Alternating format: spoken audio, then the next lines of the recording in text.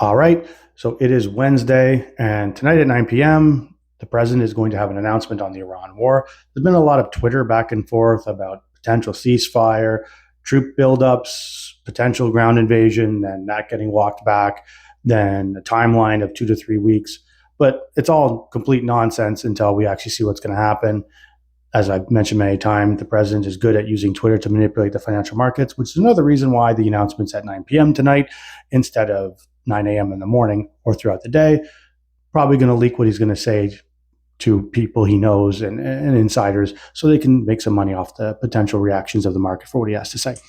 But so far, yields have been going down a little bit, not a lot. So at least they haven't skyrocketed up much more past 3.2%. They've actually gone down.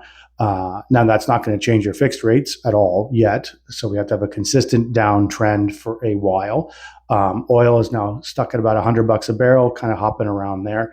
So if that starts to go back down again, you'll see the yield start to go back down. Now, granted, irregardless of what is said tonight about the war, the effects from the war are going to last years. The effects on energy supply, so oil. We also have a helium shortage now, and that goes into microchips and microprocessors. Fertilizer, so nitrogen, one of the many types of fertilizers in the world, now has a shortage.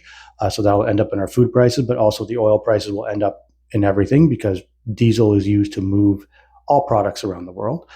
So there's going to be some inflation from this, irregardless. The question is how much. And the other question, as I've talked about in the past, is the economy is not doing well. Employment is not doing well. Growth is not doing well. Main Street is not doing well. So there will be a point where prices will increase, similar to what it was like with the tariffs, where prices will increase, but only the consumer can only stomach so much of an increase before the suppliers have to essentially change their cost structures a little bit and maybe eat some of that additional cost, like we found out with the tariffs.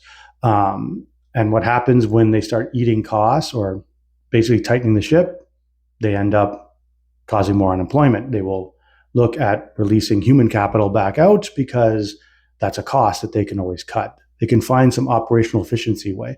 So it's almost like a doom loop scenario of these additional costs. A, we saw this with the tariffs. B, we're now going to see this with oil that could actually cause a further weakening of the economy, which will be more depressive on pricing, which will be more depressive on inflation. You're going to have that pressure downward. Now, I'm not talking about tomorrow, right? I'm talking about months from now. And that's the same thing with any rate discussions from Bank of Canada and the Fed. They're looking at months from now. They're not looking at tomorrow or the next announcement or the next announcement.